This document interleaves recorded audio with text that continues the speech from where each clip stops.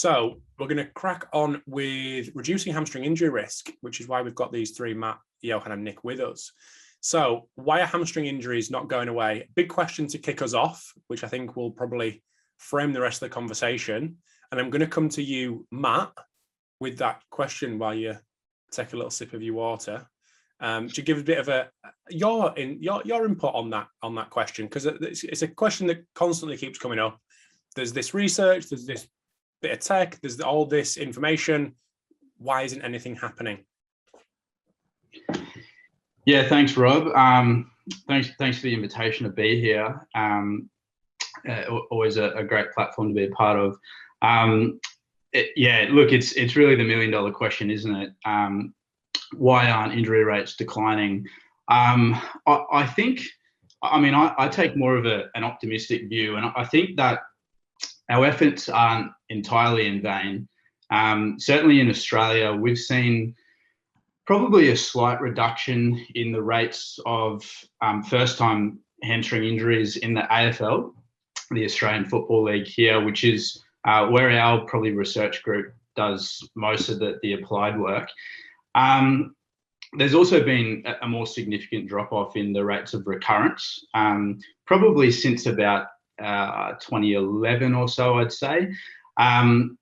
Although it's probably not clear whether those slight reductions are due to improvements in our understanding of how to design prevention programs, how to condition athletes, or whether it's rule changes or more conservative approaches to return to play.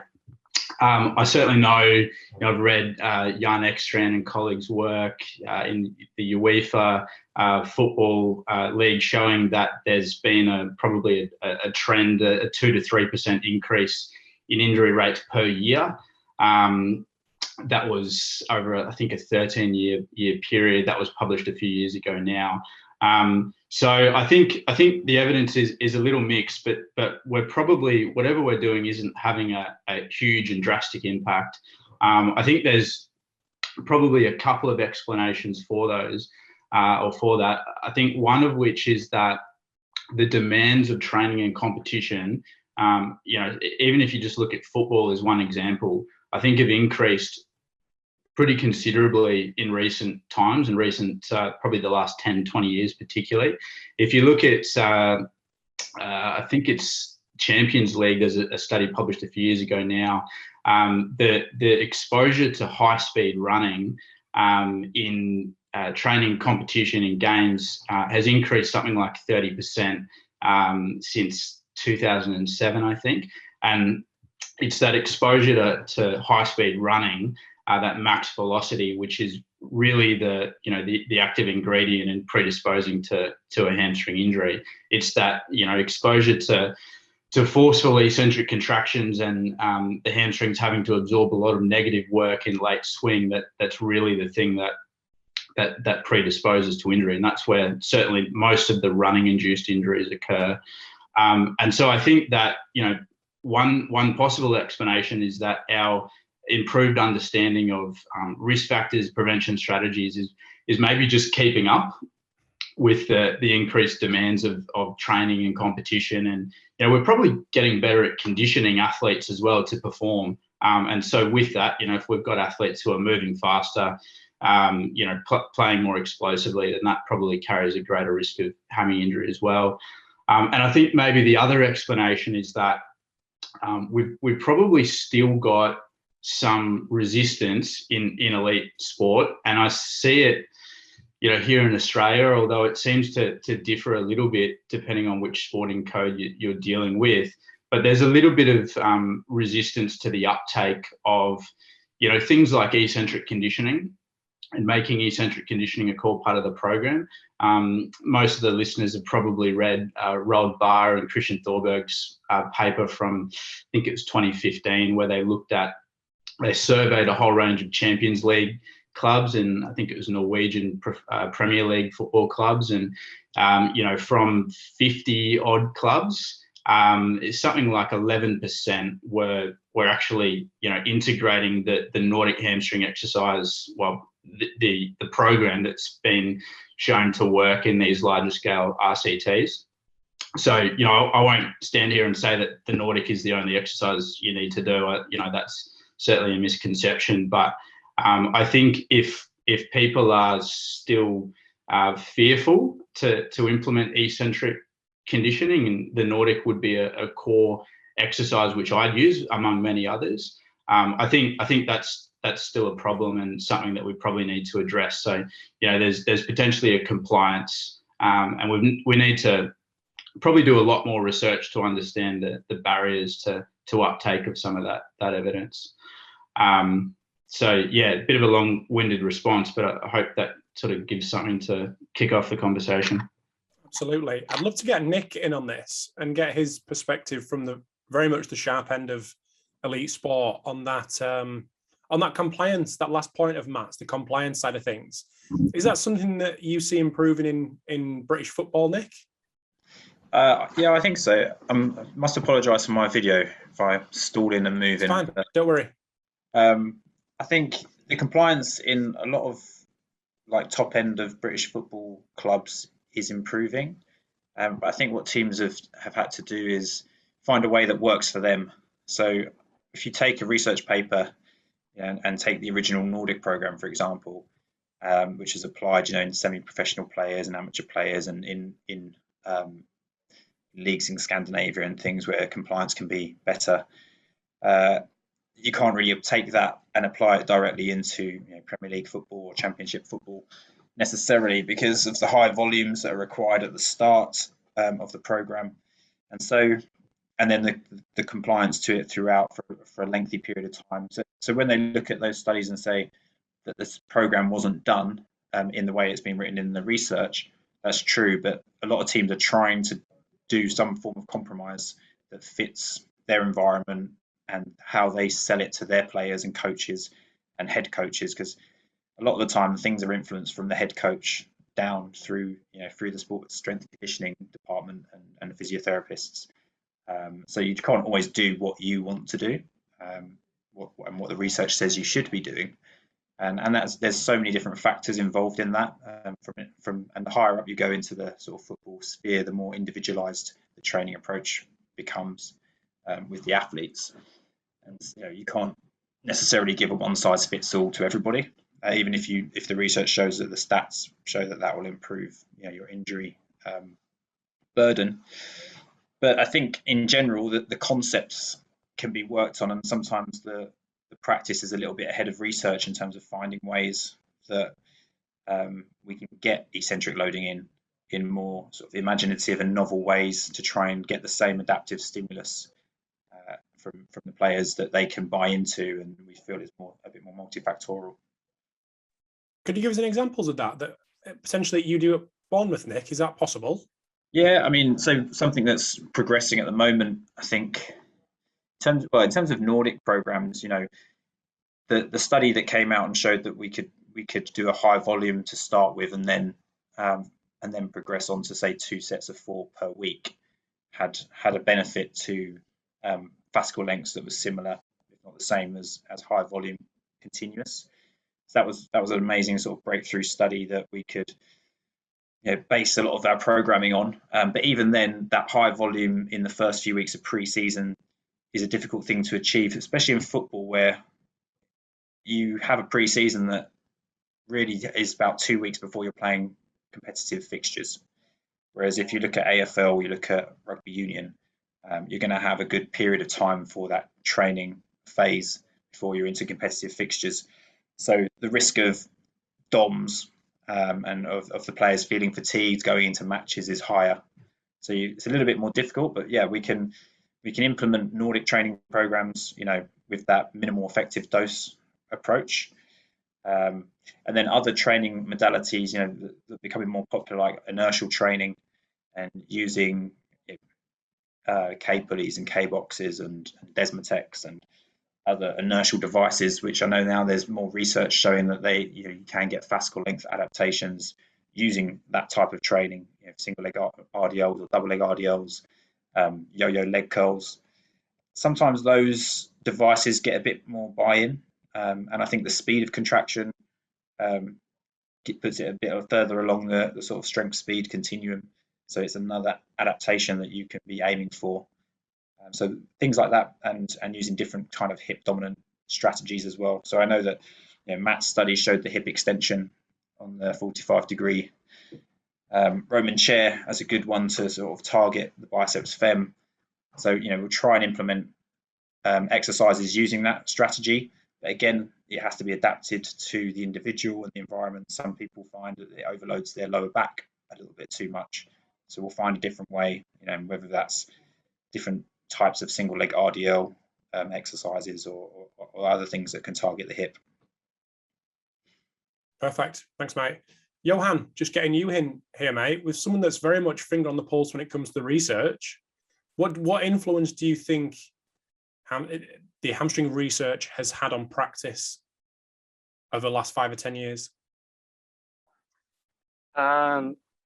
Certainly, I would say it seems to be a constant topic of interest in the coaching staff I'm dealing with, and a frustration also, of course, because the injuries are still at high, and obviously they have financial interests too. So it's it's inevitable that they're interested, and the solutions are constantly different. Options are, clearly there's a clear initiative in trying to make efforts. I mean, I've met different coaching staffs that really know the research, it seems, but the culture in the team, it's difficult to, the way they structured the culture with the strength and conditioning and the physiotherapists. Not all players, I know it should be a democracy in some sense, but they seem to have a lot of say in what they want to do, which is strange, I think, in some sense, because there should be some level of trust, that I know you don't like everything we do in the program, but this is going to make your career longer if you do this risk reduction work. So there's this interesting, as Matt and Nick have discussed, that there's this interesting dilemma of compliance, which is very interesting, that area of that should be studied more on. Specifically, I was writing this in my PhD, that we need some sort of models that we can follow when we have a new idea and it's been tested and we think it's helpful. How do we push it in, even in the most difficult, let's say, scenarios of culture? So I think, but there's definitely, there's the information is really easy to gain. If you're at all a passionate coach, I feel that the coaches don't have an issue of, getting the information, at least on the basic good level. Just moving on to your particular area of interest, and strength and asymmetries, which we've kind of had a little touch on with the eccentric work through Nick and Matt, but versus markers of running technique. Can you give us some insight into what the research says in this? I know there's Jordan's work, and obviously you're involved in that as well. Just gives an insight into where people may get some bang for buck in the sprint technique refinement area. Yeah, good question. I like to connect it, as Jordan has taught me, to the ACL literature, that we can all agree that and not just the mechanical, but the movement factors influence. So how the athlete moves influences injury risk, but potentially more the debate comes to, can we change that movement? Is it just a risk factor and that we can't really do anything about? So some athletes have, let's say, predisposed to some sort of genetics that make them more predisposed to injury. So we can't really change genetics, can we? So can we change the way they move? And this is what we're seeing is that, the work of Jordan and potentially most now with the hamstring injuries, that we can maybe influence the way we move, but we need so much more research on this, because what I'm seeing in practice with the studies we're doing is that it's surprisingly very difficult to change movement in professional level. So this is an issue that needs to be tested in much younger populations that are in, academies and on their way towards professional levels, but where we don't have this problem of when someone has taught themselves potentially a harmful movement or unsustainable way of moving. And there also the body awareness seems to be, for some, like they're so used to doing one thing that when there's variation in movement, it's very chaotic. So this is another way of increasing the capability of coping with different movement options. So what I'm, if I have to be speculative, I think I would say that movement definitely matters, and it should start in a young age with this. Yeah. If someone wants to get ahead of the game in this area and wants to look at their athletes and try to assess each one individually where they're at in terms of reduction of hamstring injuries in particular, is there anything that they can do now from a visual, from potentially using video, a criteria to look at and set against for people that want to move ahead and crack on in this area? Yeah, yes, I think so. We can always try, and there might be cases even in professional level we can make a change. Usually they are in a rehabilitation setting, because then there's finally time to focus on something. And but that's unfortunate, of course, that it requires this injury first. But the models that we've discussed and proposed is they're most related to sagittal plane movements, and our team hasn't. Well, I haven't specifically gone into so much of how to correct, for example, lateral trunk flexion, which has also been associated with increased risk of hamstring injuries. So, and that has actually been associated in 2 studies, I would emphasize. One in a rugby cohort and one in a football cohort. So the evidence there is actually stronger for compared to anterior pelvic tilt. But we focus on this aspect, the anterior pelvic tilt, and we have indirect measures, and this is of this kickback mechanism.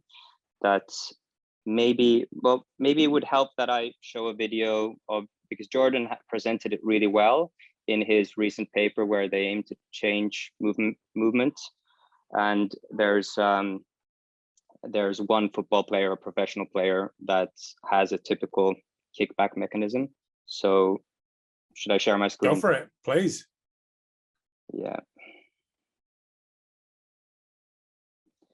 So let me know if you guys can see the YouTube. Hold on. Oh, that's not it. I have to pull this bar down. There we go. All right, is it visible, the YouTube? We got it.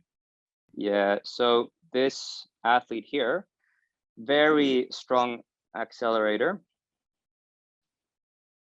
But if there's a basic knowledge of sprinting, he seems to be doing a lot of work behind his center of mass instead of front. So a classic, discussion of front side mechanics. And there's some modeling studies already discussing this issue where trunk lean, for example, from the Japanese, that can influence negatively the strain experienced by the MTU of the hamstrings during sprinting. So we have these indirect measures that obviously, because we're not actually measuring directly hamstring length, can we use other markers that may be related? And in my PhD, there was we just found a relatively reliable method of just looking at the thighs and how they move in toe off and touchdown in relation to each other. So if the thigh angle is basically higher, it means it's more behind the body in specific instances, and that might increase the likelihood that the athlete is running into the end ranges of his hip extension and probably going beyond that. So when he hits that end range of hip extension, the only way of increasing movement is through the pelvis. So that is, and that contributes then to anterior pelvic tilt. And then we have also the antagonists coming along in this scenario, most prominently again from modeling studies, iliopsoas. So they have this force closure between each other that is very important for basically control and stability. And this influences then, of course, movement. If there, a rational argument can be made that it influences positions if there's different strength ratios between them, and or neuromuscular differences. Yeah. Cool. Thanks, mate. Do you want to unshare your screen? Yes. And I'd love to get Matt in, but I'm gonna get Nick in first and just ask him how he goes about doing some of the work, if at all, doing some of the work that Johan's just taken us through at the, again, very much the sharp end of professional sport. And then I'll get Matt in to see how that marries up with the strength and asymmetries work that he's done. Yeah, firstly, the study by Johan and the multifactorial kind of injury prevention study is a great paper. So thanks very much for putting it out there, Johan. Thank you. The explanation of the kickback score and things are definitely things that we're looking at and we're interested in, and it is an area of analysis of players and injury risk that we're always trying to look at. How can we objectively assess running mechanics, and does changing or attempting to change those running mechanics change the injury risk profile for the player? And I think it's still something that's not really answered in the literature or in the evidence to say categorically that even if you do change the running mechanics, that there's going to be a change in your injury burden of hamstring injuries. But the scientific rationale and the emerging papers do point towards it as another big factor, I think, in that risk, in those risk factors, putting them all together with eccentric strength and mobility and running mechanics. So, I mean, in terms of specifically, I think as a group, we don't look at running mechanics and assess the whole team and come up with some kind of analysis of their running mechanics. I think it's more probably at the moment still more of a coach's eye, and if you observe a player in that contextual situation of playing, and you can pick up that they've got some running mechanics that you might think might have adverse reactions to putting them at more risk, then you might highlight that player and bring them out and have a look at them. But we would still use sort of slow motion video capture and apps, to look at putting like Hubble and those kind of apps to just look at some angles. But we're not using anything that's super high tech at the moment. If we felt like a player in rehab needed to have a biomechanical analysis, then we'd probably outsource to a biomechanist and go for a session and get that looked at. But yeah, it's definitely a factor that at every rehab, for me, you're obviously targeting the tissue that's been injured, but you want to target the way they move to try and make it as efficient as possible and minimize energy leaks and give them the best sort of running mechanics that you think that they will help them. So you start targeting that immediately at the start of the rehab process.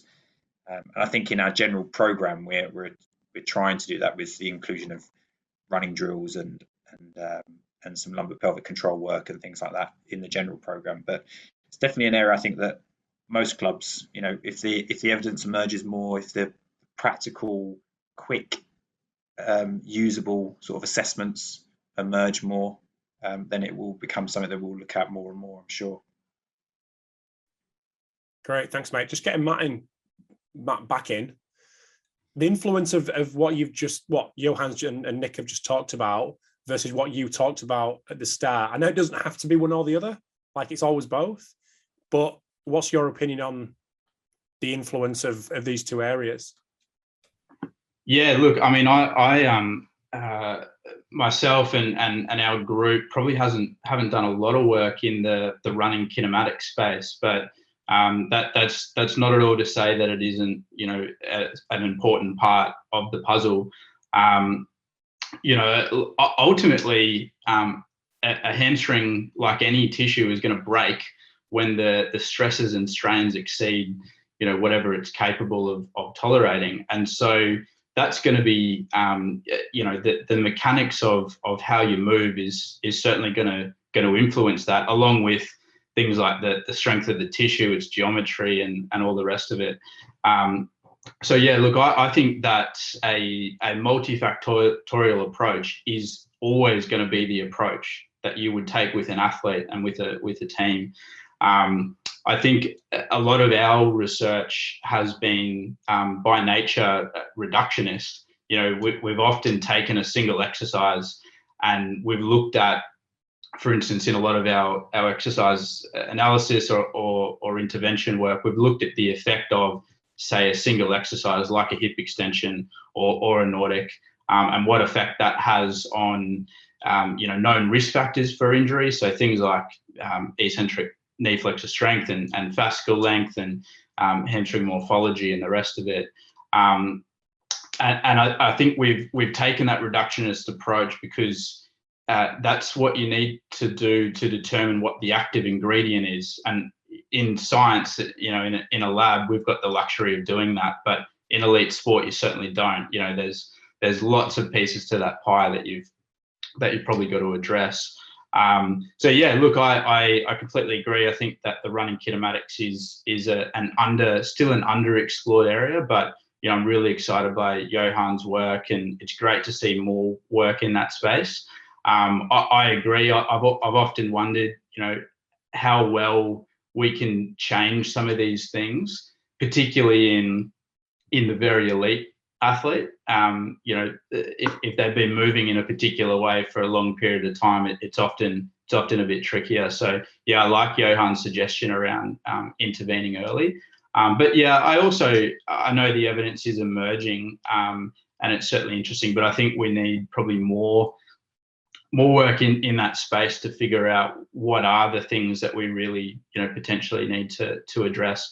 The only other thing I'd say with the you know, asymmetries and things like that is we probably talk a lot about risk factors and measuring risk factors, and I think we make an assumption then that if something is a risk factor and we can identify that in our athlete, and then we manipulate that, you know, then that will, you know, have a direct flow-on effect on reducing their rates of injury. And I think that prospective risk factor studies are absolutely critical for informing the design of interventions.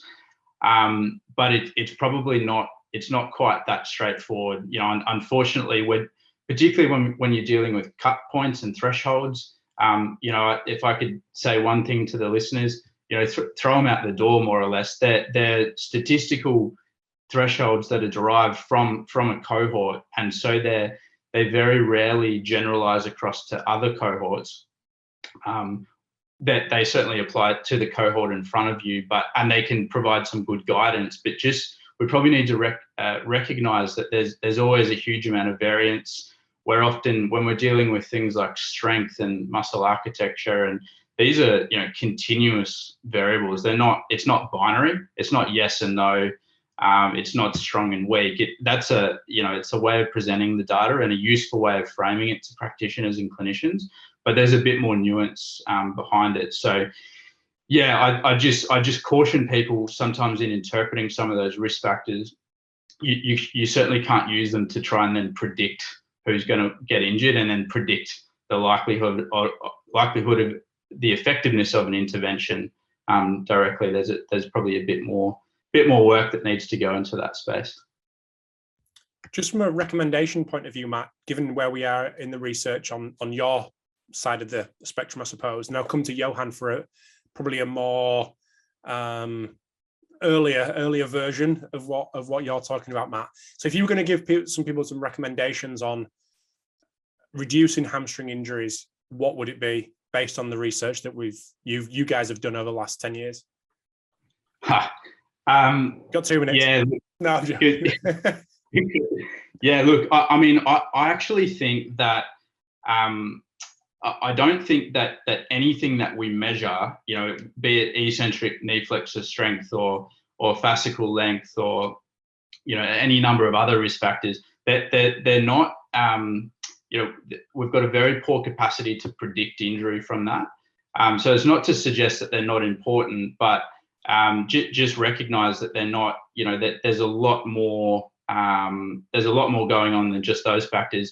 I mean, probably the most consistently, or certainly the most consistently identified factors that predispose to injury are a history of injury, and that can be hamstring, but also things like an ACL reco, calf strain, so other lower limb injuries, but particularly prior hammy, and increasing age. And unfortunately, you know, in football, like old is about 23 and above. So, you know, we're all very much in the elderly category here. But so those would be, you know, if we're stratifying risk, those are probably the 2 main ones. The other thing that on the basis of the evidence, you'd have to look at the exposure to I think eccentric conditioning.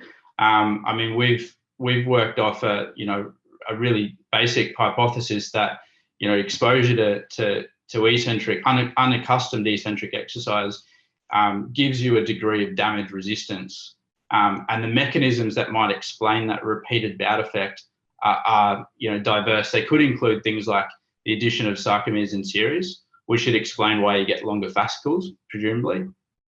Might also include things like increases in strength, but changes in the collagen composition around the muscle tendon junction. You know, I think that the aponeurosis geometry and the size of the aponeurosis relative to the muscle, all of these things have got some solid theoretical basis for influencing the, you know, the degree of damage resistance in the muscle. So yeah, I mean, in a nutshell, I'd be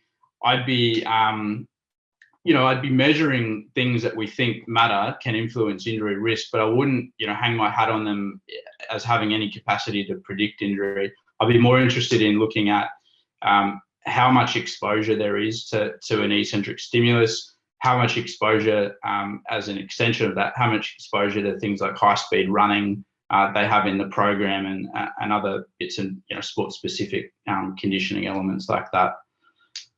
I'll throw to Johan though, because he's probably certainly the expert in the applied space. Over to you, Johan. Unmute. Yeah, thanks, Nick. Thanks, Robin and Matt.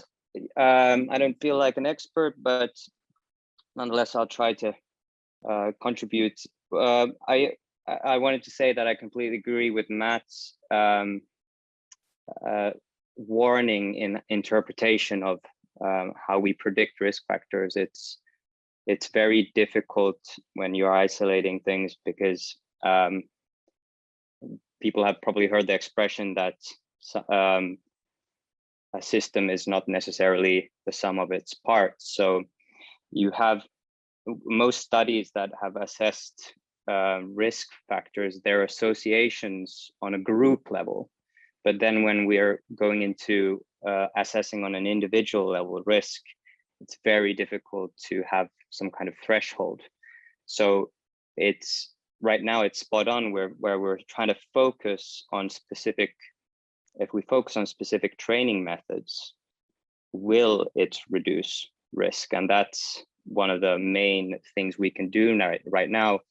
Of course, there's more development of advanced statistical models with things beyond my depth, where there's machine learning approaches or advanced nonlinear machine learning approaches. And from Spain, some initial evidence from Ayala's group. And they're trying to have such an holistic statistical approach that we can start to get to that individual level. So it's exciting, but it requires a lot of data assessment skills, and it's not very mainstream, to say the least, right now. So we will have to wait a while for that. So right now we just want to focus on smart training as a priority.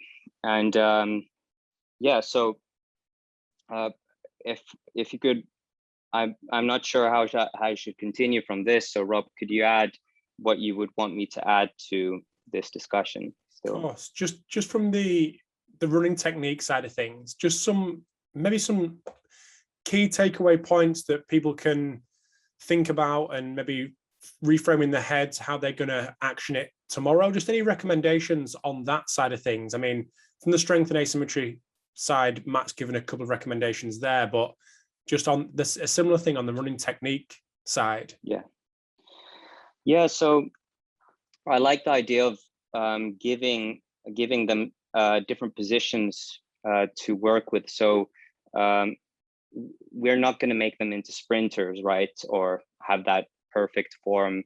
Even in the sprint world, there's a lot of variation in sprint styles, but we can still, I think it's positive stimuli where we're trying to emphasize front side mechanics with increasing the capability of having more stiffness in maximal velocity at initial contact. So there's more power being produced directly at foot contact versus trying to derive it from the back end. And that is one quite easy approach to start with on a basic level, where you're using different constraints in the environment and seeing how they respond to that. So wickets or medicine balls. Cameron Jose has some great examples online already from this kind of work. And he's doing it successfully with his NFL players. And in fact, I think he is focusing on that in his PhD. So that being said, that's one strategy that's very interesting to test. Is at least in let's say, if you have players that have this, you get a feeling that there's maybe an unsustainable movement pattern. And also, is it emphasized more in fatigue? Because this might be more relevant, that maybe their position as in a non-fatigue state is actually not the main problem, but how it changes with the stimuli of football. So is there, and you would have to control, of course, for their conditioning levels, but in, let's say, if they're on the second half and there's a lot of sprints, is there some kind of erosion in technique? And is that the problem? So this might be interesting to watch games where is the player making in the same scenario or similar scenario, making a different movement choice? And could this be explained by his speed endurance? So maybe we can maintain also better technique with just focusing on intelligent speed endurance. But yeah, those are the things that come to mind. And the baby crying in the background for his dad. Yeah, sorry about that. Yeah, that's fine. Don't worry. So I think it'd be a miss for us not to acknowledge that obviously injuries do happen and being able to attack them effectively when they do. So I'm bringing Nick back in. He's got a very serious look on his face and has done for the last 20 minutes. Let's see what happens. That's all good. It's fine. So building a hamstring rehab program, Nick. Yeah. Starting from the initial injury itself, what's your philosophy when it comes to building that program? Where would you go from step one? Yeah, it's good. It's a good question. And I think one of the big factors of a good injury prevention strategy is to have really good rehab for that injury, so that you get as few re-injuries as possible. And also, as we've been discussing, all these sort of approaches to injury prevention, I think your window of opportunity with players individually, as Johan's mentioned, is when you get that player, unfortunately in an injured state, and you get to work with them one-to-one and over a prolonged period of time, and embed some training and movement strategies and things in that hopefully they'll carry on once they return to injury. So you've got to have that mindset, and actually I would say with any injury, it doesn't have to be a hamstring injury. You've got that opportunity to look at their running mechanics, to maximize their front side mechanics, and try and pick out things that will help them with hamstring injuries and other injuries as well. So it's always I see that injury as an opportunity in that respect. And the first thing for us is just diagnosis and making sure there's quite a wide spectrum of hamstring injuries that you can have, and commonly used sort of MRI diagnosis that we would use is the BAMIC system, the British Athletics Muscle Injury Classification, which is widely used across UK, Australia, Scandinavia. But there are other classifications, and just nailing down what the injury is, where it is, what structures are involved, what's the past medical history of that player, how many other injuries of that site or different areas, hamstring injuries, for example, have they had, or other injuries that we need to think about in the rehab process. And then coming up with a plan, making it individualized, working with your interdisciplinary team. So, getting as many opinions as you feel you need, and the specialist skills of people around you in your organization, or going out to other people if they're not there. And then making that macro plan, to say, well, how long do we think this will take? What are the steps of progression to get to the end goal, which is returning to sport and returning to a competitive play in a high level of performance, not needing to sort of ease themselves back in, but be able to go in straight away at 100 miles an hour. And then almost working with the end goal in mind, and tailing back to where you are and how you're going to achieve each stage of the rehab process. There's not much to add, because I was one of my most, I think recently I've been trying to think of that's how we constrain the movement, so there might be a more bias towards the medial or the lateral hamstrings. And I've dealt with some, or discussed with some very, very smart physios here in Finland, and they have pointed out some nice things to think about, and you mentioned them, Nick. So basically, one interesting, how do we, with constraints, I mean, for example, that one thing we know that the hamstrings may bias more towards biceps. The more is long head if the knee is more towards extension. However, there's still might be other components or other constraints we can add to target that, such as there's a specific torque or a rotational torque placed on the joint. So then the joint has to resist internal or external rotation depending on what compartment you're trying to target. So these kind of things might increase the likelihood of targeting inhibited muscles. So I think it's, and then of course Matt's work with the hip extension versus the more knee flexion type work. So Nordics is very important, because then we have a base for also developing physiological cross-sectional area, if that's an interest. So, and it usually is in rehabilitation. So yeah, those, nothing to add past that. Cheers, Johan. Nick, just that question that came in on the chat. What would you do in an environment where you do not have access to the tools that you had listed on your Excel sheet there, Nordboard, Kangatech, etc.? Yeah, I think one of the fundamentals of that rehab process is the achievement of the exercises that you've prescribed. The loads, the reps and sets, the session done successfully. So they're demonstrating that level of strength competency. So if you're using that progressive overload and you're prescribing your reps, in the ranges where they should be for the rep max that you're trying to achieve the adaptive response, then that's the first point of call to say, okay, they're achieving these target exercise sort of loads.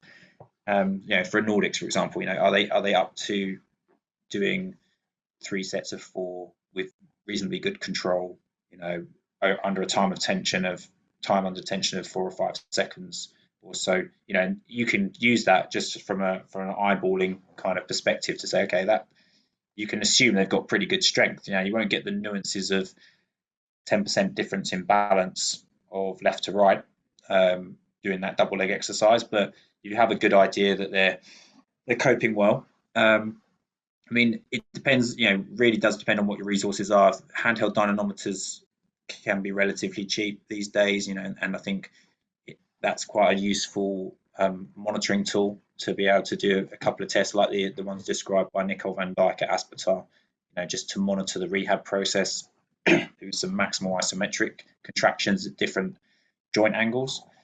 So that can be useful.